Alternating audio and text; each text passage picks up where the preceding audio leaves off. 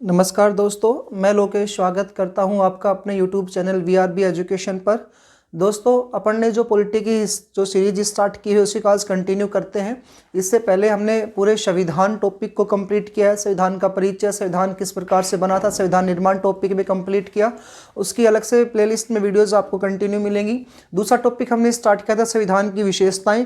उनमें से 10-11 जो विशेषताएं जो इंपॉर्टेंट्स हैं, जो कंटिन्यू छोटी छोटी विशेषताएं थी, उनको हमने एक वीडियो में कंप्लीट किया है। आज उन्हीं विशेषताओं को आज कंटिन्यू करते हैं दोस्तों। स्टार्ट करते हैं अनुसूचियां। तो इस टॉपिक का जो नाम है उसका नाम है जी अनुसूचियां। संविधान की विशेषताओं में अनुसूचियां टॉपिक है। अनुसूची ये शेड्यूल्स हैं। कई बार बच्चे क्वेश्चंस पूछते हैं, सर थोड़ा इंग्लिश में और बोला करो। तो ये शेड्यूल्स हैं, अनुसूचियां, पार्ट्स हैं, आर्टिकल्स हैं, तो अनुसूचियां जी। तो दोस्तों पॉइंट समझिएगा। जिस दिन हमारा मूल संविधान लागू हुआ था, अब आपसे क्वेश्चन पूछ तो मूल संविधान किस तारीख को लागू हुआ था, तो क्वेश्चन का आंसर है अपना 26 जनवरी 1950 को। इस 26 जनवरी 1950 को पूरी की पूरी डेट हमने डाली हुई है, क्या क्या विशेषताएं थी उसकी। और अब बात करते हैं वर्तमान संविधान की।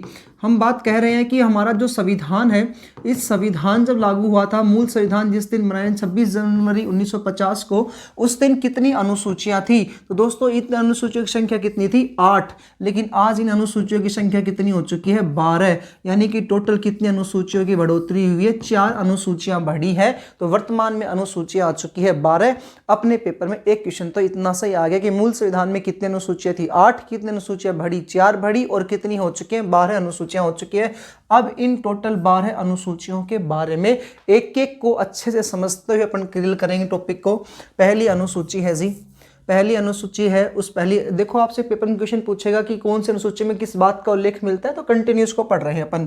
पहली अनुसूची, इसमें अब भारत में जो राज्य है, कितने राज्य हैं, 28 राज्य हैं। तो इसमें 28 राज्य और यूटी कितने हैं जी, 8। तो इसमें किसका उल्लेख मिलता है, इसमें 28 राज्य व 8 यूटी का उल्लेख मिलता है। 28 राज्यों के नाम में, उन यूटियों के नाम में, उनके सीमा के बारे में, उनके जो भी राज्यपाल है, उपराज्यपाल है, जो प्रधानमंत्री, मुख्यमंत्री या सॉरी मुख्यमंत्री, राज्यपाल वगैरह, तो मंत्रिपरिषद वगैरह, इन सब का जो उल्लेख मिलता है कौन से अनुसूची में मिलता है, 28 राज्य व 8 यूटी में मिलता है। इन राज्यों और यूटी को बनाने वाला एक आयोग होता है। उस आयोग का क्या नाम है भाई, राज्य पुनर्गठन आयोग। तो इनको बनाने वाला एक आयोग है, इस आयोग का क्या नाम है, राज्य पुनर्गठन आयोग। तो राज्य पुनर्गठन आयोग का भी इसमें क्या मिलता है, उल्लेख है। तो पहली अनुसूची में एक तो 28 राज्यों का उल्लेख है, पहला पॉइंट। दूसरा 8 यूटी का उल्लेख है। और तीसरा पॉइंट है इसमें राज्य पुनर्गठन आयोग का उल्लेख है। दोस्तों एक पॉइंट समझिएगा, 1947 में जब देश आज़ाद हुआ, 1947 में जब देश आज़ाद हुआ, इससे पहले भारत में अंग्रेजों का आपको पता ही है, हम लोग अंग्रेजों के गुलाम बने थे, EIC ने गुलाम बनाया था। तो 1947 में जब देश आज़ाद हुआ, उस समय राजा महाराजाओं का शासन दोबारा से ना आ सके, इसलिए एक विभाग बनाया गया, जिस विभाग का नाम था रियासती विभाग। इस विभाग का क्या नाम है बच्चा, रियासती विभाग। इस रियासती विभाग के पॉइंट क्या था, और मेरे को राज्य पुनर्गठन आयोग के ऊपर आना है, पॉइंट आप समझते जाना। रियासती विभाग जो बनाया गया, ये रियासती विभाग का जो गठन हुआ था, निर्माण हुआ था, वो हुआ था 5 जुलाई 1947 को। यहाँ पर इसको क्यों बता रहा हूँ, उसके पीछे रीज़न ये है कि पहले देश जब आज़ाद हुआ उस समय 1947 में क्या स्थिति थी, उस समय फिर ये 28 राज्य 8 यूटी कैसे बनते गए, इसके बारे में थोड़ा सा आपको बताना चाहता हूं मैं।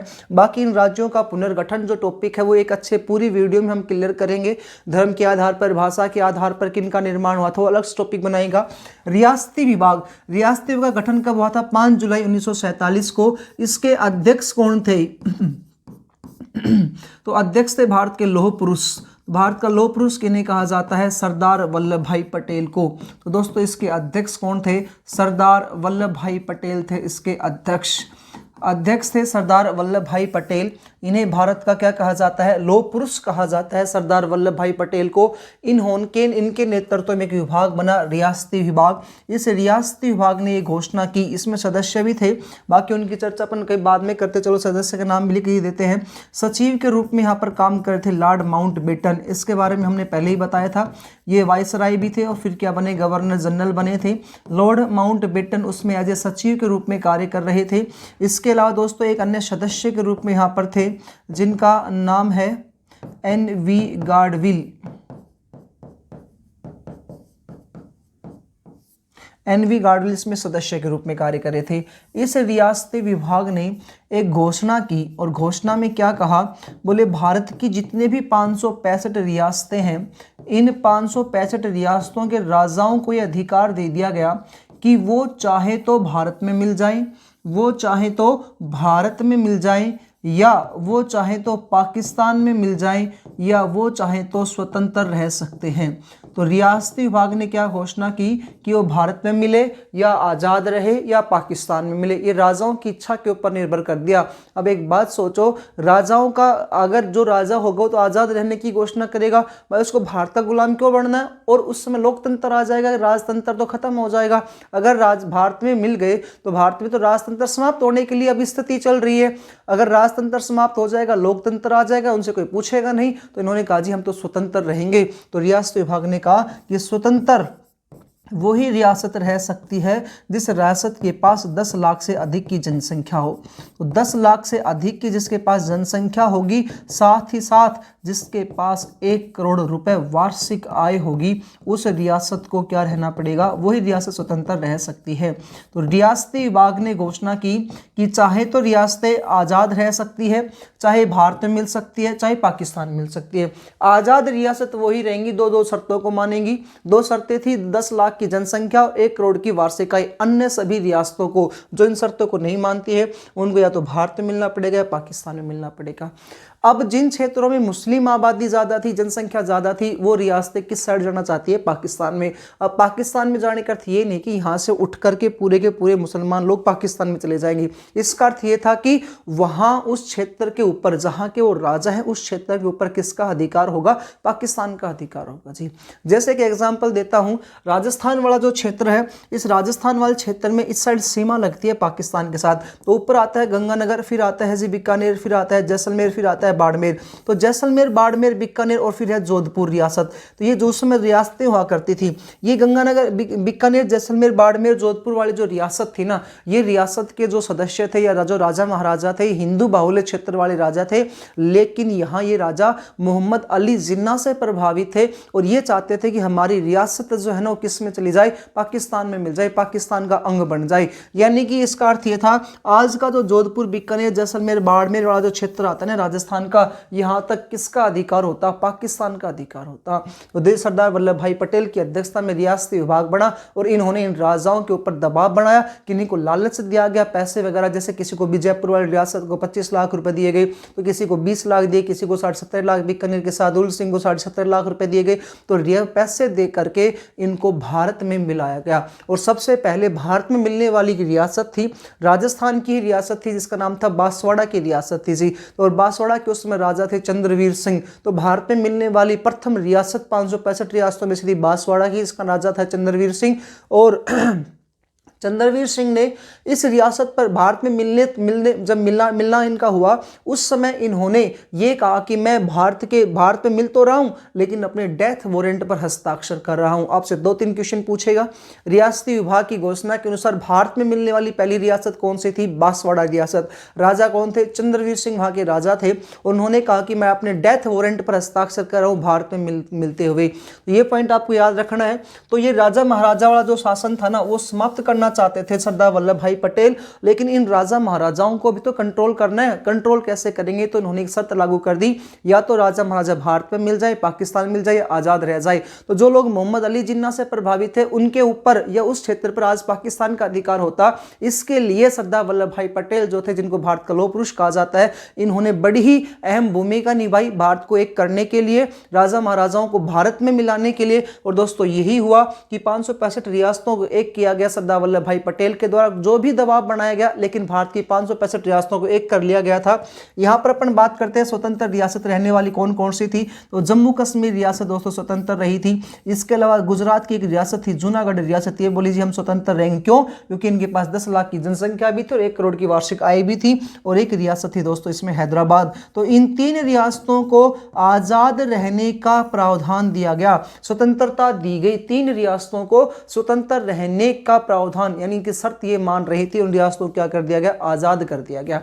क्लियर है जी एक पॉइंट। अब ये कैसे मिलेगी इसके ऊपर कभी हम आगे डिस्कस करेंगे। अपना टॉपिक राज्य पुनर्गठन आयोग का, ये कैसे बना था वो देखिएगा जी। पहला पॉइंट हमने पढ़ा है 1947 जब देश आज़ाद हुआ उसमें भारत के 565 राजा महाराजाओं को एक करने के लिए एक विभाग बना, इसका नाम था रियासती विभाग। उसके बाद दोस्तों अपने भारत को ना 4 श्रेणियों में बांट दिया गया, जैसे ए, बी, सी, डी, इन 4 श्रेणियों में बांटते गया। जैसे आज आप कहते हो 28 राज्य 8 यूटी है, लेकिन उस समय कितने भागों में बांटते गए, 4 भागों में बांट दिया गया, ए, बी, सी, डी, इन 4 श्रेणियों में बांट दिया गया भारत को। फिर क्या हुआ, ये कंटिन्यू चलता रहा। 1947 के बाद की बात है, भाषा के आधार पर दंगे होने स्टार्ट हो गए। यानी कि जो भाषा थी ना, कुछ लोग बोलते जी हमारी भाषा बेस्ट है और कुछ लोग बोलते हैं हमारी भाषा बेस्ट है, तो भाषा के आधार पर दंगे होने स्टार्ट हो जाते हैं, लड़ाई दंगे होने लगे, और दंगे भी बुरी तरीके से, यानी कि लोगों की जनहानि होने लगी, लोग मरने और मारने लग गए। यहाँ पर ये स्थिति आ गई।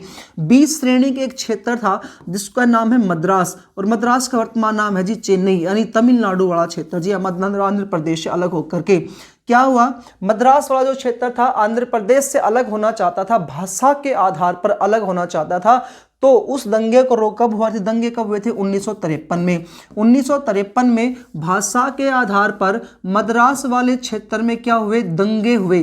फिर ये जो मद्रास वाला जो क्षेत्र था उसको फिर किन से अलग कर दिया गया, आंध्र प्रदेश से अलग कर दिया गया। और 1953 में ये दोस्तों 1953 में दंगे हुए थे, उन दंगों को रोकने के लिए, पॉइंट समझिएगा, आंध्र प्रदेश मद्रास वाले क्षेत्र में दंगे हुए थे, भाषा को रोकने के लिए फिर भाषा के आधार पर दंगों को रोकने के लिए आयोग बना, जिस आयोग का क्या नाम था, राज्य पुनर्गठन आयोग। इस राज्य पुनर्गठन आयोग का निर्माण हुआ था 1953 में, लेकिन इसको संविधान में दर्जा दिया गया था।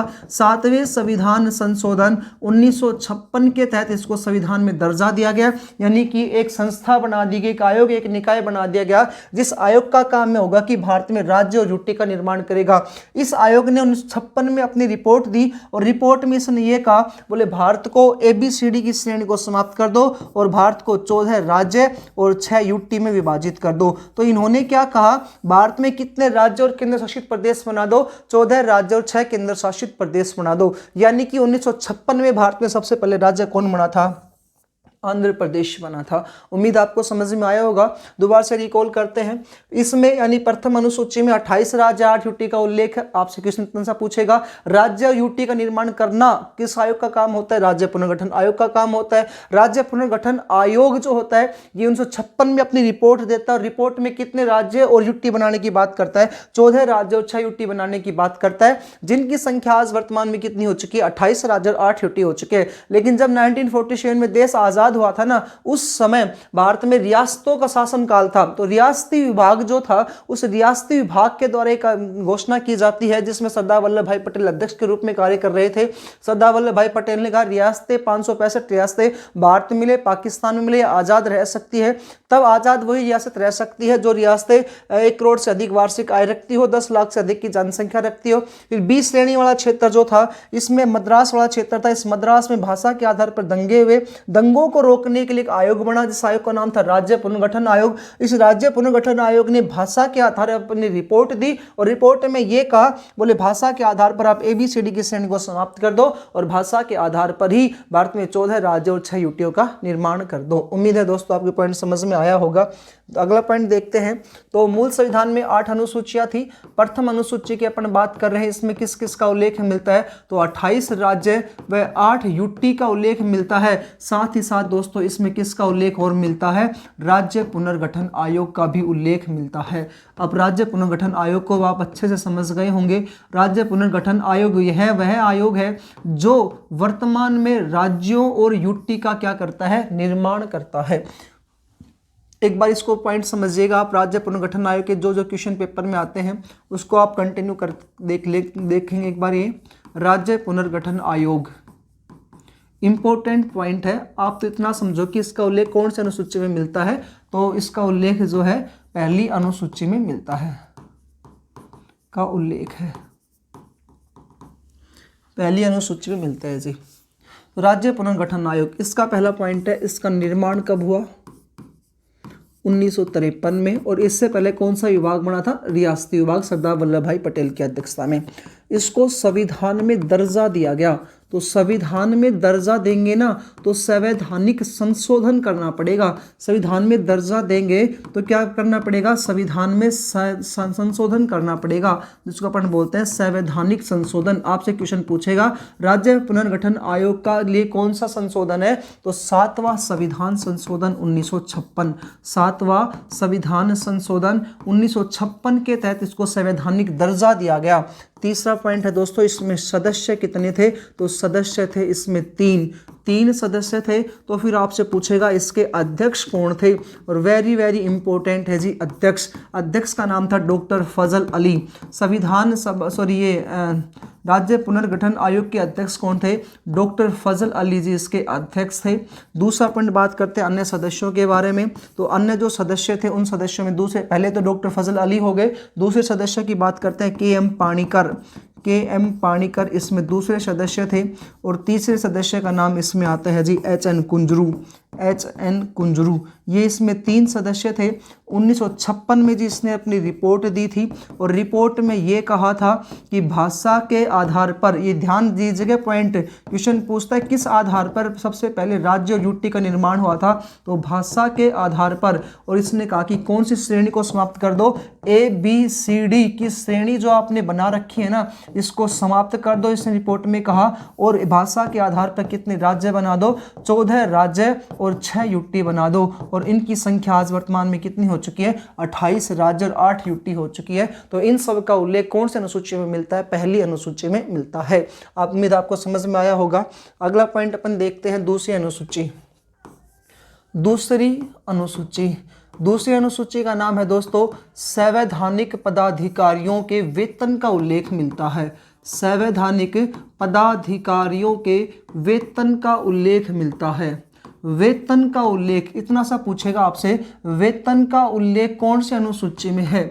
तो दूसरी अनुसूची में किसका उल्लेख आता है? वेतन का उल्लेख है। दूसरी अनुसूची में किसका उल्लेख है जी? वेतन का। यानी कि संविधान में जो पद अधिकारी, अब संविधान में कौन कौन पदाधिकारी है? वो कार्यपालिका व्यवस्थापिका न्यायपालिका वाले, यानी कि राष्ट्रपति हुआ, उपराष्ट्रपति हुआ, प्रधानमंत्री हुआ, उसकी मंत्री परिषद हुई, या उसके अलावा अपन बात करें अटॉर्नी जनरल, संसद के सदस्य सारे के सारे, supreme court, high court, district court के जज वगैरह, कैग, तो इन सब के जो संवैधानिक पदाधिकारी होते हैं इनका उल्लेख मिलता है, वेतन का उल्लेख। अब किसका नहीं मिलता वो वेरी वेरी इंपॉर्टेंट है। यानी कि उन सब का तो मिलेगा, राष्ट्रपति, उपराष्ट्रपति का, प्रधानमंत्री, इन सब आते हैं सारे के सारे। किसका नहीं मिलता वो इंपॉर्टेंट है जी। संविधान में उपराष्ट्रपति के वेतन का कोई उल्लेख नहीं है। संविधान में उपराष्ट्रपति के वेतन का कोई उल्लेख नहीं है, को वेतन नहीं मिलता, उपराष्ट्रपति को वेतन नहीं मिलता है। अब मैं आपको कहूँगा सर उपराष्ट्रपति, आप कहोगे सर उपराष्ट्रपति 4 लाख रुपए प्रति माह लेता है। हाँ लेता है, लेकिन वो राज्यसभा के सभापति के रूप में वेतन लेता है। तो उपराष्ट्रपति को वेतन नहीं मिलता, क्योंकि उपराष्ट्रपति कैसे वेतन लेता है? क्योंकि उपराष्ट्रपति राज्यसभा के सभापति के रूप में वेतन लेता है। उपराष्ट्रपति राज्यसभा के सभापति के रूप में वेतन लेता है। सभापति जो होता है वो राज्यसभा का कौन होता है? उपराष्ट्रपति होता है। तो उपसभापति आगे आएगा, सभापति के रूप में वेतन लेता है। क्लियर हुआ जी पॉइंट? आपको एक बार डायग्राम से अच्छे समझाऊंगा, पर आप इतना ध्यान रखो कि यहाँ पर उपराष्ट्रपति के रूप में वेतन ना लेकर के इसको राज्यसभा के सभापति के रूप में वेतन मिलते हैं। दूसरा पॉइंट, और किसको वेतन नहीं मिलता दूसरी अनुसूची के अनुसार? तो जितने भी केंद्र व राज्य के मंत्री परिषद है तो उनको भी कोई पैसा नहीं मिलता। मंत्री का उल्लेख नहीं है, क्योंकि ये जो मंत्री परिषद के जो सदस्य है ना, तो मंत्री परिषद जो है ये केवल और केवल जिस भी सदन में है उस सदन की सदस्यता के रूप में वेतन लेते हैं। तो सदस्य के रूप में वेतन लेते हैं। मंत्री परिषद में मंत्री के उल्लेख नहीं आता, ये सदस्य के रूप में क्या लेते हैं? वेतन लेते हैं। सदस्य के रूप में वेतन लेते हैं। अब आप पॉइंट समझिएगा। कार्यपालिका है, जिस कार्यपालिका में अपन ने पढ़ते हैं राष्ट्रपति, उपराष्ट्रपति, इसी प्रकार से 2 सदन होते हैं, राज्यसभा और लोकसभा, जो व्यवस्थापिका आती है इसमें जी। अब एक समझिएगा, सबसे ऊपर राज्यसभा में कौन होता है? सभापति। सभापति के नीचे कौन कार्य करेगा? उपसभापति। फिर आते हैं इनके सदस्य, और जो इनके सदस्य हैं वो आपको पता ही कितने होते हैं? 245 सदस्य है जी। बात करें लोकसभा में, तो लोकसभा में क्या होता है? अध्यक्ष, अध्यक्ष के बाद कौन आते हैं? उपाध्यक्ष, और उपाध्यक्ष के बाद आते हैं इसमें अन्य सदस्य जी। सदस्यों को अपन ने बताया था कितने सदस्य होते हैं? 543। पहले 545 थे। प्रधानमंत्री नरेंद्र मोदी सरकार ने संविधान संशोधन करके 2 सदस्यों को हटा दिया, एंग्लो इंडियन को हटा दिया। अब मैं आपको ये कह रहा हूँ, राज्यसभा जो है, लोकसभा जो है, ऐसे ही राज्यों में क्या होती है? विधान परिषद होती है और विधानसभा होती है। जो स्थिति विधान परिषद की है, सेम टू सेम स्थिति किसकी आ जाएगी? राज्यसभा की। जो स्थिति लोकसभा की हो, किसकी आ जाएगी? विधानसभा की। तो यहाँ पे भी होते हैं सभापति। विधान परिषद में भी कौन होता है? सभापति। उसके नीचे कौन आएगा? उपसभापति। फिर इसमें आ जाएंगे अन्य सदस्य। अब ये विधान परिषद 28 के 28 राज्यों में नहीं है, लेकिन विधानसभा 28 के 28 राज्यों में है। 5 राज्य ऐसे हैं जिनमें 2-2 सदन है, यानी कि विधानसभा भी है और विधान परिषद भी है। ठीक है जी। विधानसभा, अब विधानसभा में क्या होते हैं? अध्यक्ष, अध्यक्ष के नीचे आते हैं उपाध्यक्ष, और उपाध्यक्ष के नीचे कौन आते हैं? सदस्य। यदि आपने ये डायग्राम समझ लिया ना, तो यह समझ लो आपको दूसरी और तीसरी अनुसूची आराम से याद हो जाएगी। पॉइंट समझिएगा, संवैधानिक पदाधिकारियों के वेतन का उल्लेख मिलता है। अब संवैधानिक पदाधिकारी कौन है? राष्ट्रपति भी संवैधानिक पदाधिकारी है, उपराष्ट्रपति भी है, क्योंकि संविधान में उनका उल्लेख है। प्रधानमंत्री भी है, मंत्रिपरिषद के सदस्य भी है, अटॉर्नी जनरल। ऐसे ही राज्य की बात करें तो राज्यपाल आ जाएगा। उसके बाद अपन बात करें तो सीएम आएगा वहां का। फिर जितने मंत्रिपरिषद होते हैं राज्य के वो आएंगे। एडवोकेट जनरल आएगा, सुप्रीम कोर्ट, हाई कोर्ट और डिस्ट्रिक्ट कोर्ट के जज आएंगे। इसके अलावा जो कैग होता है ये, तो इन सभी के वेतन का उल्लेख मिलता है। लेकिन किसके वेतन का नहीं मिलता? तो उपराष्ट्रपति के वेतन का नहीं मिलता, क्योंकि उपराष्ट्रपति जो होता है ना, राज्यसभा के सभापति के रूप में वेतन लेता है। भाई ये राज्यसभा का सभापति है उपराष्ट्रपति। क्वेश्चन आपसे पूछेगा राज्यसभा का सभापति कौन होता है? उपराष्ट्रपति होता है। तो उपराष्ट्रपति के रूप में वेतन ना मिल करके इसको सभापति के रूप में वेतन मिलते हैं। क्लियर है जी एक पॉइंट? ओके जी। दूसरा अपन पॉइंट बात करता है ये, अब ये जो सदस्य है ना, ये सदस्य है। अब एक बात बताओ, इन सदस्यों को मैं मंत्री कह सकता हूँ क्या? भाई सारे के सारे सदस्य मंत्री कहलाते हैं, है ना जी। सारे के सारे सदस्य क्या कहलाते हैं? मंत्री तो हैं भाई। अब कहता है कि इनको, मंत्रियों को भी कोई पैसा नहीं मिलता। मंत्री परिषद के किसी भी सदन के, मंत्री परिषद का चाहे कोई भी सदन का, उसको कोई पैसा नहीं मिलता। मंत्री के रूप में नहीं मिलता उसको, तो किसके रूप में मिलते हैं? सदस्य के रूप में वेतन मिलता है। तो नोट 2 आ गए अपने सामने कि सभापति का, उपराष्ट्रपति को वेतन नहीं मिलता और मंत्री को कोई वेतन नहीं मिलता। उम्मीद है आपको दूसरी अनुसूची समझ में आई होगी। तीसरी अनुसूची है, ये भी सेम बात, ये संवैधानिक पदाधिकारी आएंगे इसमें भी। अब उसमें तो आया था वेतन, और इसमें क्या आ जाएगी? शपथ। तो संवैधानिक पदाधिकारियों की शपथ का उल्लेख मिलता है। संवैधानिक पदाधिकारियों की शपथ का उल्लेख मिलता है। उसमें आया था वेतन और इसमें आ जाएगी शपथ। संवैधानिक पदाधिकारियों की शपथ का उल्लेख मिलता है। वही है राष्ट्रपति, उपराष्ट्रपति, प्रधानमंत्री, राज्यसभा वाले, वही सारे सारे सदस्य हैं संवैधानिक पदाधिकारियों में। भाई मैंने आपको पहले पॉइंट बताया था, यदि आपको एक कार्यपालिका, व्यवस्थापिका और न्यायपालिका, जिस दिन अपन ने स्टार्टिंग में इसका जो सिलेबस पढ़ा था तब बताया था कि अगर ये याद होगी ना सारणी, तो आप ये समझ लो कि आपको ये कन्फर्म है कि 10% पॉलिटी समझ में आ गई। क्यों? अब आप ये बार बार में मेरे को बनाने की आवश्यकता ही नहीं होती। कार्यपालिका में संवैधानिक पदाधिकारी, केंद्र सरकार में कौन होता है? राष्ट्रपति होता है। तो राज्य में कौन होता है? राज्यपाल होता है। ये सारे संवैधानिक पदाधिकारी है भाई। उसके बाद उपराष्ट्रपति होता है, यहाँ पे पद खाली है। यहाँ पर पीएम होता है और यहाँ पर कौन आ जाएगा? सीएम आ जाएगा। यहाँ पर उसकी मंत्री परिषद होती है, यहाँ इसकी मंत्री परिषद होती है। यहाँ पे अटॉर्नी जनरल होता है जो केंद्र सरकार का सबसे बड़ा वकील होता है, और यहाँ पर कौन होता है? एडवोकेट जनरल होता है। ये राज्य सरकार का सबसे बड़ा वकील होता है। व्यवस्थापिका हम बात करते हैं, केंद्र में तो संसद आती है और राज्य में आते हैं विधानमंडल। विधानमंडल, अब इस संसद के 2 सदन होते हैं, एक होता है भाई राज्यसभा, दूसरी होती है लोकसभा। ऐसे विधानमंडल के भी 2 सदन होते हैं, एक है विधान परिषद, दूसरी है विधानसभा। और न्यायपालिका में वही सुप्रीम कोर्ट, हाई कोर्ट और डिस्ट्रिक्ट कोर्ट, यही तो है भाई। तो इनमें जो जो बैठेंगे सबके वेतन का उल्लेख आता है। दूसरी अनुसूची में ऐसा कहा था, किसका नहीं आया? सभापति का नहीं आया। राज्यसभा में कौन होता है सबसे ऊपर? सभापति। सभापति के बाद होते हैं उपसभापति, उसके बाद आते हैं सदस्य। लोकसभा में कौन होते हैं सबसे ऊपर? अध्यक्ष। अध्यक्ष के बाद आएगा उपाध्यक्ष और उसके बाद कौन आएंगे जी? सदस्य आएंगे। ऐसे विधान परिषद होती है। विधान परिषद में सबसे ऊपर कौन आता है? सभापति आएगा। सभापति के बाद आ जाएगा उपसभापति और फिर आ जाएंगे इनमें सदस्य। और यहाँ स्थिति क्या है? अध्यक्ष आएगा सबसे ऊपर, अध्यक्ष के बाद आएगा उपाध्यक्ष और उपाध्यक्ष के बाद क्या आएंगे? सदस्य। ठीक है जी। तीसरी अनुसूची पढ़ रहे हैं अपन, ध्यान से देखिएगा। संवैधानिक पदाधिकारियों की शपथ का उल्लेख मिलता है। एक क्वेश्चन तो ये पूछ लेगा। दूसरा क्वेश्चन क्या पूछेगा? किसका नहीं मिलता? वो जो नहीं मिलता वो पेपर में आएगा जी, नहीं मिलता। तो भाई राष्ट्रपति की शपथ का नहीं है इसमें, उपराष्ट्रपति की शपथ का नहीं है और राज्यपाल की शपथ का उल्लेख नहीं मिलता है, क्योंकि इनके लिए संविधान में अलग से अनुच्छेद बना रखे हैं इनकी शपथ का। ठीक है जी। राष्ट्रपति, उपराष्ट्रपति, राज्यपाल, इनकी शपथ का उल्लेख इस अनुसूची में नहीं मिलता है। उपराष्ट्रपति राज्यसभा के सभापति के रूप में वेतन लेता है, शपथ मिलेगा जी। ठीक है जी। अब आगे पॉइंट क्या कहा, अब इनके ऊपर आओ।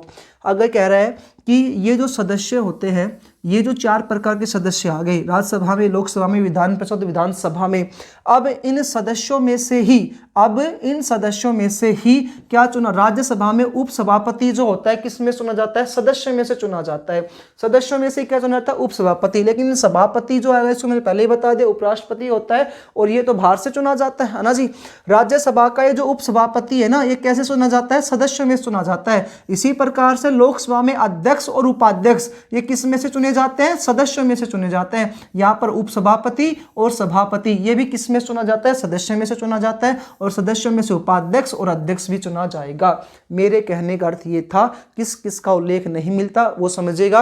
राष्ट्रपति का नहीं है, उपराष्ट्रपति का नहीं है, राज्यपाल का नहीं है। ये सभापति वो है ही उपसभापति का, अध्यक्ष का, उपाध्यक्ष का। ऐसे ही सभापति, उपसभापति, अध्यक्ष का, उपाध्यक्ष का जी। इनकी शपथ का उल्लेख भी इस अनुसूची में नहीं मिलता, बाकी सबका आएगा। अब बोले सर नहीं आया समझ में, नहीं आया तो भाई उसको फिर से समझेगा। मैं ये कह रहा हूँ शपथ का अर्थ यहाँ पर क्या है? ये सारे के सारे सदस्य ने सभापति, सभापति को छोड़ करके उपसभापति, अध्यक्ष, उपाध्यक्ष, सभापति, उपसभापति, अध्यक्ष, उपाध्यक्ष, ये सारे एक बार सदस्य की शपथ लेंगे सदन के रूप में।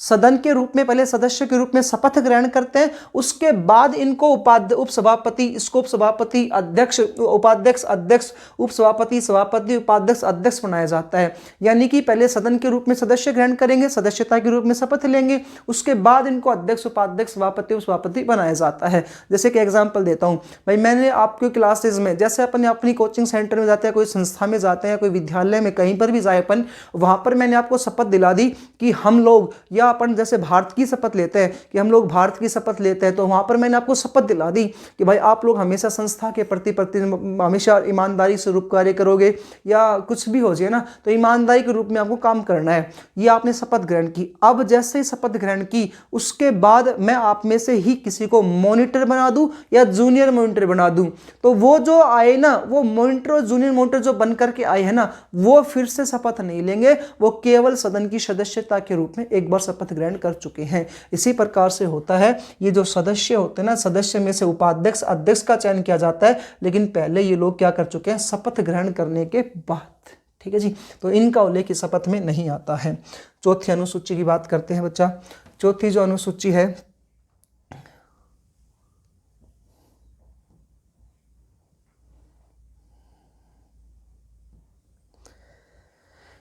चौथी जो अनुसूची है भाई, वो चौथी अनुसूची क्या कहती है?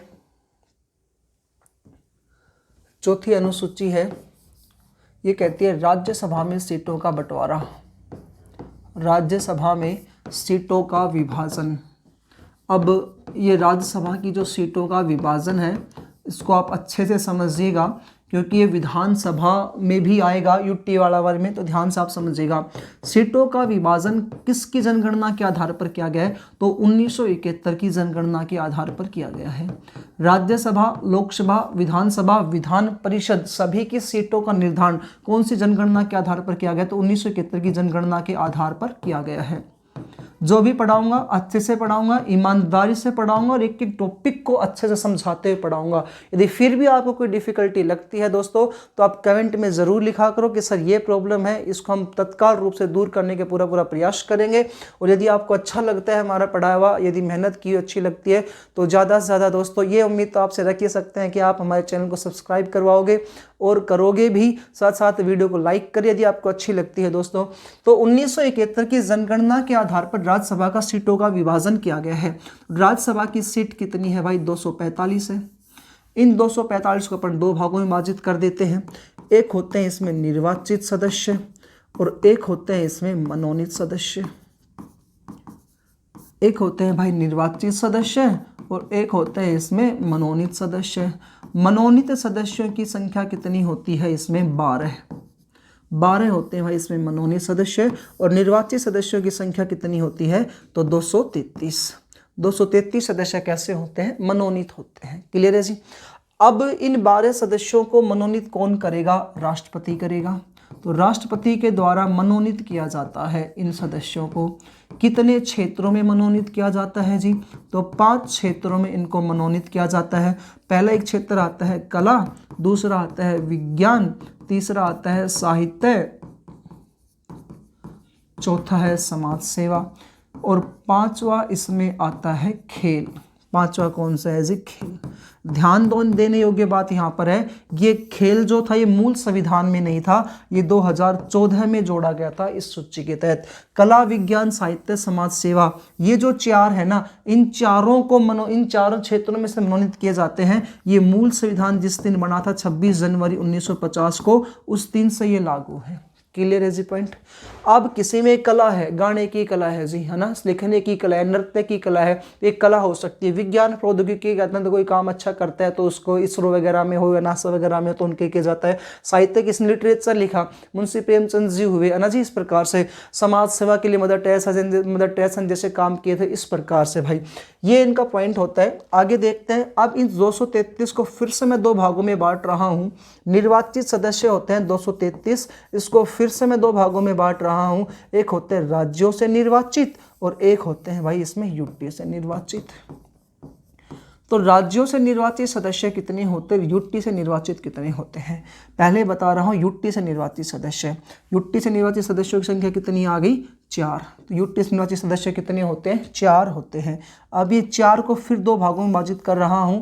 एक यूटी, तो कितने केंद्र शासित प्रदेशों में राज्यसभा की सीट है? तो दोस्तों 2 केंद्र शासित प्रदेश ऐसे हैं जिनमें राज्यसभा की सीट है। दिल्ली से 3 आती है और पुडुचेरी से कितनी आती है? 1 आती है। तो दिल्ली से कितनी सीट है? 3 और पुडुचेरी से कितनी सीट आती है? 1 है जी। क्लियर है। अब जम्मू कश्मीर जो अपना यूटी बन चुका है ना, उसमें भी राज्यसभा की सीट है और वहां पर सीट कितनी आएंगी? 4 आएंगी। ध्यान देखिएगा। आप 2024 में जो चुनाव हो गया, चुनाव आयोग जो होगा या जो अपना विभाग जो होता है, ये जो आगे जब सीटों का क्रम निर्धारण करेगा ना, उसमें सीट बढ़ जाएंगी। यहाँ पर 245 में 4 सीट और बढ़ेंगी। और 4 सीट कहाँ पर बढ़ती है? यहाँ पर यूटी में बढ़ेंगी जी। क्लियर है पॉइंट। अब बच गए राज्यों से निर्वाचित सदस्य। तो 233 में 4 माइनस कर देंगे तो अपने पॉइंट आ जाएगा। ठीक है। तो राज्यों से जो निर्वाचित सदस्य होते हैं, अपन देखिएगा पॉइंट है 245 सदस्य टोटल होते हैं, जिसमें 233 क्या निर्वाचित और 12 क्या थे? मनोनीत। 233 को 2 भागों में बांटा, राज्यों से निर्वाचित और यूटी से। जम्मू कश्मीर में भी सीट बढ़ेंगी। अभी इसको मैं आगे और पढ़ाऊंगा। अधिकतम सीटें वर्तमान सीटों के अकॉर्डिंग चल रहा है। वर्तमान सीट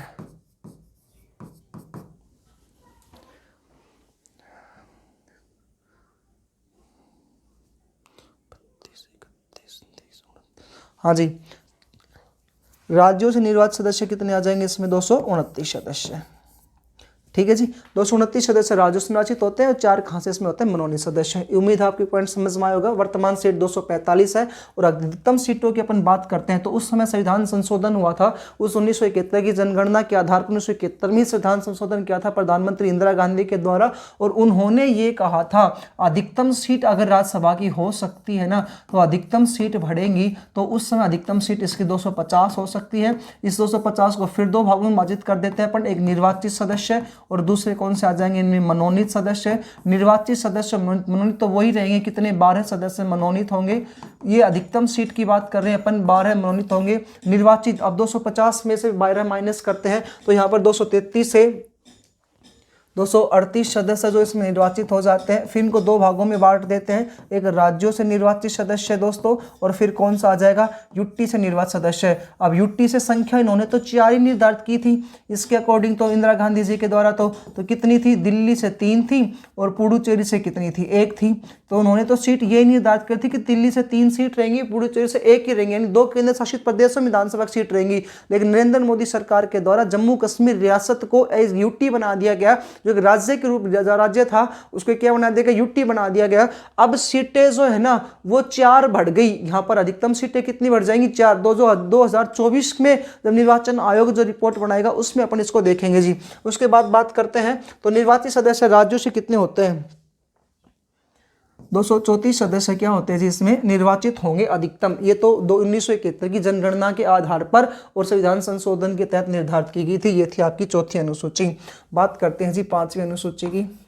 5वीं जो अनुसूची आती है इसमें SC और ST को संवैधानिक दर्जा दिया गया है, संविधान में दर्जा दिया गया है। कौन कौन सी अनुसूची को, 5वीं को संवैधानिक दर्जा दिया गया SC ST को, और इस बात का उल्लेख संविधान के अनुच्छेद 246 में भी मिलता है। भाई SC अनुसूचित जाति और ST यानी अनुसूचित जनजाति, तो इनको संविधान में दर्जा दिया गया 5 अनुसूची के तहत। 6ठी अनुसूची की बात करते हैं तो 4 भारत के पिछड़े राज्य हैं, 4 भारतीय पिछड़े राज्य, 4 भारतीय पिछड़े राज्यों का उल्लेख मिलता है। ये 4 भारत के पिछड़े राज्य कौन कौन से हैं, यहाँ जो 4 भारतीय पिछड़े राज्य हैं इन राज्यों में विशेष आर्थिक पैकेज भेजे जाते हैं। तो पहला पिछड़ा राज्य है असम, दूसरा पिछड़ा हुआ राज्य है मेघालय, तीसरा पिछड़ा राज्य आता है मिजोरम और चौथा पिछड़ा हुआ राज्य है त्रिपुरा। इन 4 पिछड़े हुए राज्यों में केंद्र सरकार के द्वारा विशेष आर्थिक पैकेज तैयार किया जाता है, विशेष आर्थिक पैकेज तैयार किया जाता है या भेजा जाता है। कौन से अनुसूची में इसका उल्लेख मिलता है, 5वीं 6ठी अनुसूची में इसका उल्लेख मिलता है। बात करते हैं 7वीं अनुसूची की। 7वीं अनुसूची का नाम आता है 7 से ही 7वीं 7 में आती है और 6 से संघ याद कर लीजिएगा, 6 से संघवाद। संघवाद यानी संघात्मक शासन। इस संघवाद या संघात्मक शासन का अर्थ ये होता है, संघवाद या संघात्मक शासन का अर्थ ये होता है केंद्र सरकार व राज्य सरकार, तो केंद्र व राज्यों के बीच में, केंद्र व राज्यों के बीच में विषयों का विभाजन यानी कि कार्य बांट दिए गए हैं। इनमें केंद्र व राज्यों के बीच में विषयों का विभाजन ही क्या कहलाता है, संघवाद या संघात्मक शासन कहलाता है। इसके तहत संविधान में 3 प्रकार की सूचियां बना रखी है। पहली जो सूची आती है उसका नाम आता है संघ सूची, संघ सूची, इसी को बोलते हैं केंद्र सूची क्योंकि संघ का अर्थ होता है केंद्र। दूसरी सूची का नाम आता है राज्य सूची और तीसरी सूची का नाम आता है जी समवर्ती सूची। तो 7वीं अनुसूची है, इसके अंतर्गत कितनी सूचियां आती है, 3 सूचियां आती है। संघ सूची जो है इसके ऊपर कानून कौन सी सरकार बनाएगी, तो इसके ऊपर कानून बनाएगी केंद्र सरकार। केंद्र सरकार कानून बनाती है संघ सूची पर।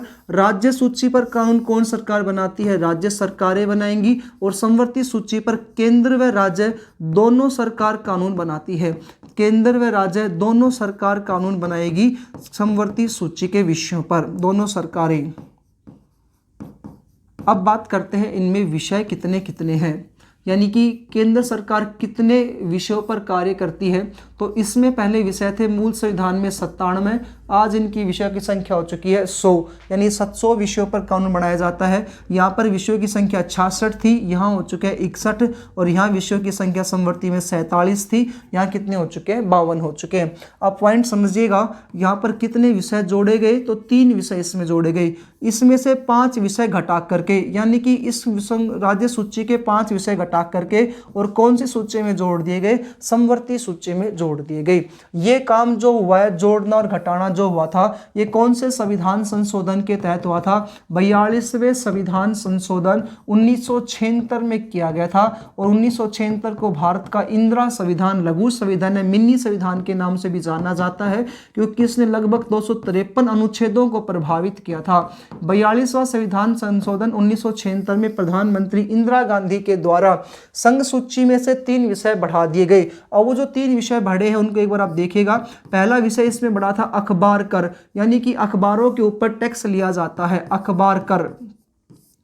दूसरा विषय इसमें बढ़ा वस्तुओं पर वाणिज्य कर, वस्तुओं पर वाणिज्य कर। 97 विषय थे, आज विषयों की संख्या 100 हो चुकी है। तो पहला इसमें अखबार कर बढ़ाया, दूसरा वस्तुओं पर वाणिज्य कर बढ़ा, और तीसरा इसमें एक विषय बढ़ा है जिसका नाम आता है सेवा कर। तो ये दोस्तों 3 विषय इसमें क्या किए गए हैं? बढ़ाए गए हैं संघ सूची में। कौन से संविधान संशोधन के तहत? तो 42वें संविधान संशोधन 1976 के तहत। अब बात करते हैं राज्य सूची के 5 विषय घटा करके किस में जोड़ दिए गए? समवर्ती सूची में जोड़े गए इसी संविधान संशोधन के तहत। तो उनका क्या का नाम आता है? वन्यजीव, वन्यजीव। उसके बाद है दूसरा पॉइंट इसमें मापतोल, शिक्षा, कृषि, और 5वां इंपॉर्टेंट है इसमें, 5वें का नाम आता है परिवार नियोजन। परिवार नियोजन का अर्थ होता है जनसंख्या नियंत्रण। परिवार नियोजन जिसका अर्थ क्या होता है? जनसंख्या नियंत्रण। यानी कि जब मूल संविधान बना था तो ये जो 5 विषय जो थे ये राज्य सूची के विषय थे, लेकिन वर्तमान में कौन सी सूची के विषय हैं बच्चा? तो ये समवर्ती सूची के विषय 52 विषय हैं जिन पर कानून दोनों सरकार बनाएगी, केंद्र भी बनाएगी और राज्य भी बनाएगी जी। वन्यजीव, मापतोल, शिक्षा, कृषि, परिवार नियोजन। ठीक है जी। आगे बात करते हैं 8वीं अनुसूची की। 8वें अनुसूची में आता है भाषा का उल्लेख। इतना सा याद रखिएगा, भाषा का उल्लेख कौन सी अनुसूची में आता है? तो भाषा का जो उल्लेख है जी वो कौन सी अनुसूची में आता है? 8वें अनुसूची में आता है। इसमें इंपॉर्टेंट पॉइंट ये है कि अपना संविधान किस तारीख को लागू हुआ था? मूल संविधान 26 जनवरी 1950 को। तो मूल संविधान में कितनी भाषाएं थी? तो दोस्तों मूल संविधान जब बना था उसमें कितनी भाषाएं थी? 14 भाषाएं थी। लेकिन वर्तमान में भाषाओं की संख्या कितनी आती है? तो वर्तमान में जो भाषाएं हैं वो कितनी हो चुकी है? 22 हो चुकी हैं। यानी कि कितनी भाषाएं बढ़ी? 8 भाषा बढ़ी। ये जो 8 भाषा बढ़ी है यही पेपर में पूछेगा, क्योंकि ये संविधान में संशोधन करके बढ़ी है। देखिएगा 21वां संविधान संशोधन किया गया 1967 में। ये मैं ऐसे लिखता हूँ, इसका अर्थ है संविधान संशोधन। 21वां संविधान संशोधन किया गया 1967 में। आपको अच्छे से याद हो जाएगा ये पॉइंट। 15वीं बढ़ी 16, 17, 18, 19, 20, 21 और 22। 8वीं अनुसूची में दोस्तों 3 बार संविधान संशोधन हुए, वो इंपॉर्टेंट है। 21वां संविधान संशोधन 1967 में हुआ और इसके तहत एक भाषा बढ़ा दी गई। वो भाषा जो बढ़ी उस भाषा का नाम आता है सिंधी भाषा। आपसे क्वेश्चन पूछेगा सिंधी भाषा कौन से नंबर की भाषा? तो 15वीं भाषा है। इसको संविधान में कौन से संविधान संशोधन के तहत किया गया? तो संविधान संशोधन आ जाएगा 21वां 1967 में। ये जो 3 भाषाएं हैं ना जी, 16वीं, 17वीं, 18वीं, इनको एक संविधान संशोधन किया गया 71वां संविधान संशोधन 1992 में। इनको किसके तहत जोड़ा गया? तो 71वें संविधान संशोधन 1992 के तहत इनको जोड़ा गया। इनका नाम आता है नेपाली, मणिपुरी और कोंकणी। ये जो 3 भाषाएं हैं ये कब जोड़ी गई हैं? 1992 में जोड़ी गई। बाकी बची 4 भाषा ये जोड़ी गई है 92 संविधान संशोधन 2003 में। 2003 में जी ये जो जोड़ी गई है, ये इनमें कौन कौन सी भाषाएं आती हैं? बोडो, डोगरी, मैथिली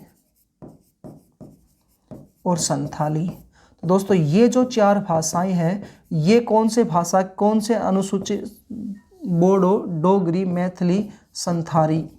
ये जो है ये 92वें संविधान संशोधन 2003 के तहत जोड़ी गई। उम्मीद आपको समझ में आया होगा।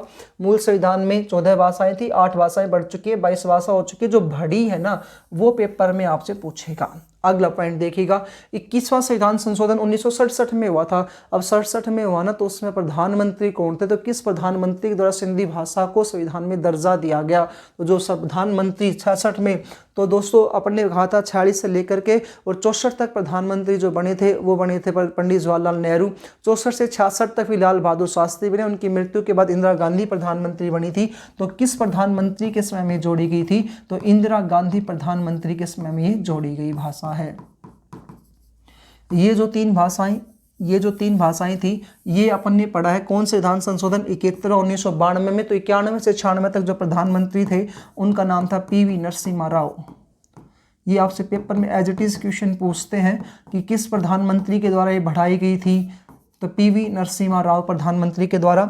लास्ट वाली जो है ये चारों जो है दोस्तों 92वें संविधान संशोधन 2003 के तहत किया गया था। और इन समय प्रधानमंत्री कौन थे? तो अटल बिहारी वाजपेयी जी हमारे देश के क्या थे? प्रधानमंत्री थे, जिनके समय में ये बढ़ाई गई थी। तो ये है दोस्तों 8वीं भाषा, जिनमें से लगभग आपसे क्वेश्चन पूछे जाते हैं। बाकी अपन बात करें भारत में सर्वाधिक बोली जाने वाली भाषा, तो वो कई बार पेपर में आता है। सबसे ज़्यादा बोली जो जाने वाली भाषा हिंदी है। दूसरे नंबर पे बात करते हैं, इसमें बांग्ला भाषा जो है दूसरे नंबर पर सर्वाधिक बोली जानी जाती है। विश्व की अपन बात करते हैं तो विश्व में सर्वाधिक बोली जाने वाली भाषा मंडारिन है, जो चीन की भाषा है। दूसरे नंबर पे यहाँ पे आती है अंग्रेजी। ठीक है जी। 8वीं भाषा के बाद आती है 9वीं भाषा। ये सबसे इंपॉर्टेंट भाषा है दोस्तों। 9वीं भाषा सबसे इंपॉर्टेंट इसलिए है क्योंकि ये भारत के प्रथम संविधान संशोधन के तहत जोड़ी गई थी। और 9वीं भाषा में किसका उल्लेख आता है? आर्थिक समानता व भूमि सुधार का उल्लेख है। 9वीं भाषा में आर्थिक समानता व भूमि सुधार से संबंधित है। भूमि सुधार से संबंधित है। सुधार से संबंधित है। जो भी फैक्ट्स आपको दे रहा हूं वो एज इट इज आपसे पेपर में क्वेश्चन पूछेगा। 9वीं अनुसूची वह है जिसमें दोस्तों टोटल विषय आते हैं 284 विषय। इन 284 विषयों को लेकर के अपन सुप्रीम कोर्ट, हाई कोर्ट या डिस्ट्रिक्ट कोर्ट में चुनौती नहीं दे सकते। कहने का अर्थ यह है कि यह वह अनुसूची है या वह संविधान का एक पार्ट है जिसको न्यायालय में अपन क्या नहीं कर सकते? चुनौती नहीं दी जा सकती, चुनौती नहीं दे सकते, चुनौती नहीं दे सकते। देखिएगा दोबारा से, 9वीं अनुसूची का नाम है आर्थिक समानता भूमि सुधार से संबंधित है। इसमें टोटल 284 विषय हैं, जिन 284 विषय को कोर्ट में अपन चुनौती नहीं दे सकते हैं। इसके अलावा अगला पॉइंट आता है दोस्तों, ये जो 9वीं अनुसूची है ना, इस 9वीं अनुसूची को भारत के प्रथम संविधान संशोधन के तहत जोड़ा गया था। भारत के प्रथम संविधान संशोधन के तहत जोड़ा गया। सबसे इंपॉर्टेंट पॉइंट है दोस्तों, भारत का पहला जो संविधान संशोधन हुआ था वो किस तारीख को हुआ था? 18 जून 1951 के जोड़ा गया था। 18 जून 1951 को हुआ था। तो दोस्तों उसके तहत इस संविधान संशोधन के तहत प्रथम संविधान संशोधन के तहत जोड़ा गया था। इसलिए वेरी वेरी इंपॉर्टेंट पॉइंट है जी अनुसूची। दूसरा अपन बात करते हैं कि आप कहोगे सर कोर्ट में किन किन को चुनौती नहीं दे सकते? तो कोर्ट में 5 ऐसी चीजें हैं जिनको कोर्ट में चुनौती नहीं दी जा सकती है। पहला है 9वीं अनुसूची। ये संविधान में 5 पॉइंट ऐसे हैं जिनको आप चुनौती नहीं दे सकते। तो 9वीं अनुसूची कोर्ट में चुनौती नहीं दिया जा सकता। भारत की जो संविधान की जो आत्मा है वो प्रस्तावना है, तो इसको भी कोर्ट में चुनौती नहीं दिया जा सकता है। इसके अलावा एक आते हैं नीति निर्देशक तत्व, जो भाग 4 में आते हैं। इनको कोर्ट में आप चुनौती नहीं दे सकते, यानी कि इनको न्यायालय के द्वारा लागू नहीं करवाया जा सकता। चौथा इसमें आते हैं मूल कर्तव्य, फंडामेंटल ड्यूटीज जो हैं, इनको भी कोर्ट में चुनौती नहीं दी जा सकती। अनुच्छेद 51 कैम में आएगा, भाग 4 कैम में आएगा। और 5वां आता है इसमें परिसीमन आयोग की रिपोर्ट। तो ये 5 ऐसे हैं संविधान में जिनको कोर्ट में चुनौती नहीं दी जा सकती है। परिसीमन आयोग की रिपोर्ट का अर्थ है जो चुनाव करवाने के लिए संबंधित जो आयोग होते हैं उन्होंने जो रिपोर्ट बना करके दे दिया, जनसंख्या संबंधी जो रिपोर्ट बनती है वो परिसीमन आयोग की रिपोर्ट के आधार पर होती है। तो इनको आप कोर्ट में चुनौती नहीं दी जा सकती है। 9वीं अनुसूची है। अगला पॉइंट आता है 10वीं अनुसूची।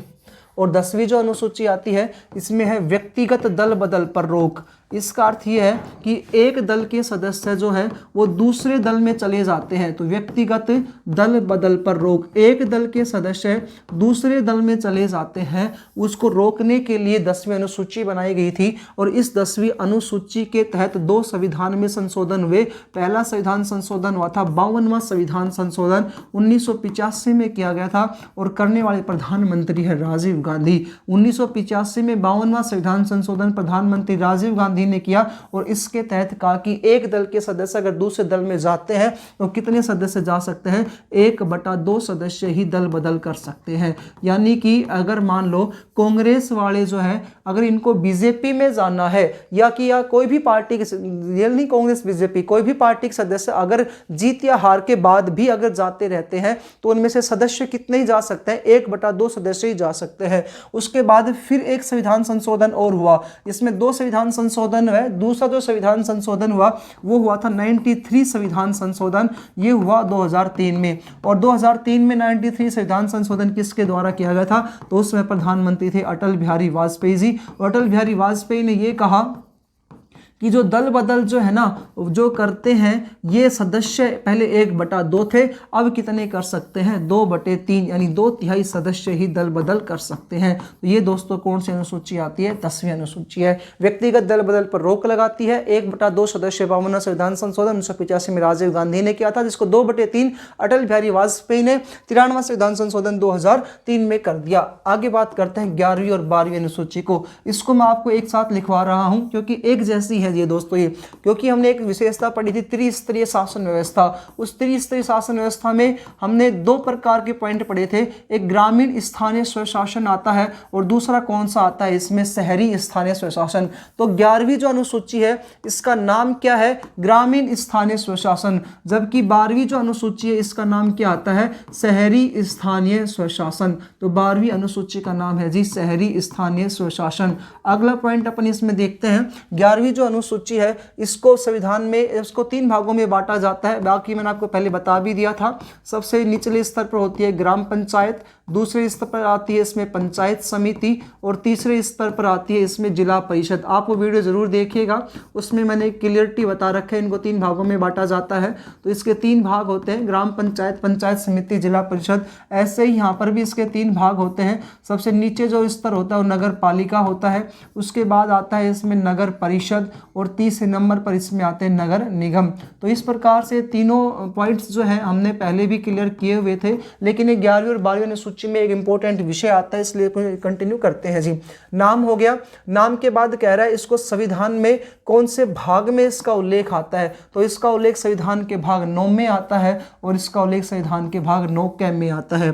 इसके लिए संविधान में अनुच्छेद जोड़ा गया और अनुच्छेद जो जोड़ा गया वो 243वां अनुच्छेद था और इसके लिए जो अनुच्छेद जोड़ा गया है जी वो है 243 क। ये क की जगह ए भी आ सकता है, ठीक है ना, कोई दिक्कत नहीं है। और वैसे अपन बात करते हैं तो 243 एस से लेकर के 243 एस से लेकर के और 243 ओ तक का उल्लेख आता है इस अनुसूची में। 243 एस से लेकर के और 243 ओ तक का उल्लेख जो आता है कौन सी अनुसूची में आता है, ग्रामीण स्थानीय स्वशासन 11वीं में आता है। और इसके अपन बात करते हैं तो 243 पी से लेकर के दोस्तों और 243 जेड जी तक का जिसका उल्लेख आता है वो कौन सी अनुसूची होती है, 12वीं अनुसूची होती है। भाग अनुच्छेद के बाद बात करते हैं इसको संविधान में दर्जा दिया गया, तो दर्जा दिया जाता है संविधान में संशोधन करके। संविधान संशोधन 11वीं अनुसूची से संबंधित कौन सा था, 73वां संविधान संशोधन था जो 1992 में हुआ था। और इसके लिए जो संविधान संशोधन हुआ वो 74वां संविधान संशोधन है दोस्तों, 1992 में ही हुआ था। इस समय जो संविधान संशोधन है वो किस राष्ट्रपति के द्वारा किया गया था, तो राष्ट्रपति का नाम है भाई 1992 में डॉक्टर शंकर दयाल शर्मा जी। तो इनके द्वारा ये किया गया था। दोनों ही जब 1992 में हुए थे तो दोनों में राष्ट्रपति और प्रधानमंत्री तो सेम जाएगा ही, तो यहाँ पर राष्ट्रपति का क्या नाम आ जाएगा, डॉक्टर शंकर दयाल शर्मा। दोनों में राष्ट्रपति क्या आएगा दोस्तों, सेम आएगा। एक पॉइंट आता है इसमें प्रधानमंत्री कौन है, तो प्रधानमंत्री कौन थे, दोनों में सेम ही है, पीवी नरसिम्हा राव। ये 1991 से 1996 के रूप 96 तक भारत के प्रधानमंत्री के रूप में कार्य करते हैं। इन्हें प्रधानमंत्री के रूप में इन्होंने क्या किया था, कार्य किया था। तो प्रधानमंत्री कौन थे इसमें, पीवी नरसिम्हा राव जी। इनके द्वारा 11वीं 12वीं अनुसूची को क्या दिया गया था, संविधान में दर्जा दिया गया था। इसके अलावा बात करें ग्राम पंचायत, पंचायत समिति, जिला परिषद वगैरह, तो ये जो ग्रामीण स्थानीय सरकार है, यानी कि आज के पंच, सरपंच, उप सरपंच वाला जो टॉपिक आता है ना, इसमें आता है। तो वह प्रधानमंत्री जिसने जो पंचायती राज को लागू किया वो कौन है, पीवी नरसिम्हा राव है जी। एक लास्ट पॉइंट और देखते हैं इसमें कुल कितने विषय आते हैं। तो दोस्तों ये वाला जो है ना विषय, ये इंपॉर्टेंट है। इस 11वीं अनुसूची में कुल कितने विषयों पर कार्य किया जाता है, 29 विषयों पर किया जाता है। और इसमें कितने विषयों पर कार्य किया जाता है, 18 विषयों के ऊपर कार्य किया जाता है। ये टॉपिक था बच्चा, ये टॉपिक था आपका अनुसूचित टॉपिक। संविधान की विशेषताएं टॉपिक को हमने कंटिन्यू किया है और इसी विशेषताओं टॉपिक में हमने एक टॉपिक पूरा क्लियर किया है, अनुसूची टॉपिक। पहली अनुसूची है उसमें 28 राज्य, 8 यूटी और राज्य पुनर्गठन का उल्लेख मिलता है। दूसरी अनुसूची में वेतन का उल्लेख आता है, किसका नहीं आता ये जरूर पूछेगा। तीसरी अनुसूची में शपथ का उल्लेख आता है, किसका नहीं आता ये भी पूछेगा। चौथी जो अनुसूची में राज्यसभा की सीटों का बंटवारा है, वर्तमान सीट, अधिकतम सीट दोनों का हमने लिखा है। पांचवी जो अनुसूची आती है SC ST को संविधान में दर्जा दिया गया। छठी अनुसूची जो आती है दोस्तों, इसमें किसका उल्लेख आता है, तो इसमें आता है वो 4 पिछड़े राज्य हैं, असम, मेघालय, मिजोरम, त्रिपुरा। यहाँ पर केंद्र या राष्ट्रपति के द्वारा क्या किया जाता है, विशेष रूप से आर्थिक पैकेज तैयार किया जाता है। सातवीं अनुसूची में संघवाद आता है, वेरी वेरी इंपॉर्टेंट पॉइंट है। सातवीं अनुसूची संघ और राज्यों के बीच में कार्यों को बांटा गया है, उन्हीं के तहत संघ सूची, राज्य सूची और समवर्ती सूची। और 42 से संविधान संशोधन 1906 तक जाती है, इसमें संविधान संशोधन हुआ था। आठवीं अनुसूची में भाषा आती है, जिसमें मूल संविधान में 14 भाषाएं थी, वर्तमान में 8 बढ़कर के 22 हो चुकी है। तो 8 भाषाएं जो बढ़ी है वो पेपर में पूछेगा, और कौन से संविधान संशोधन के तहत बढ़ी है ये भी इंपॉर्टेंट है। 9वीं अनुसूची वह अनुसूची जिसको कोर्ट में चुनौती नहीं दी जा सकती। संविधान में 5 ऐसी चीजें जिनको कोर्ट में चुनौती नहीं दे सकते। 9वीं अनुसूची प्रस्तावना, परिसमन आयोग की रिपोर्ट, इसके अलावा नीति निर्देशक तत्व और मूल कर्तव्य, इनको कोर्ट में चुनौती अपन नहीं दे सकते हैं। इसके अलावा 284 विषयों पर कानून बनाया जाता है। और पहले संविधान संशोधन के तहत 9वीं अनुसूची जोड़ी गई थी जून 1951 में, 18 जून 1951 को। 10वीं अनुसूची एक दल के सदस्य जो दूसरे दल में चले जाते हैं उनके ऊपर रोक लगाती है। 2 संविधान संशोधन हुए थे, 11वीं 12वीं ग्रामीण और शहरी स्थानीय स्वशासन टॉपिक है। उम्मीद है दोस्तों आपको टॉपिक समझ में आया होगा। यदि आपको अपने इस लोकेश सर की मेहनत अच्छी लगती है तो ज़रूर आप ये चैनल को ज़्यादा सब्सक्राइब करें, वीडियो को लाइक करें और कमेंट में जो भी आपके डिफ़िकल्टी या जो क्वेश्चंस हैं वो आप ज़रूर हमसे शेयर करिएगा। या आपको जो भी वीडियो बनानी है जिस भी सब्जेक्ट के ऊपर या जिस टॉपिक के ऊपर, वो आप हमें ज़रूर बताइएगा, उसको हम कंटिन्यू आपके सामने लेकर के आएंगे। जय हिंद, जय भारत दोस्तों, मिलते हैं फिर अपनी अगली वीडियो में।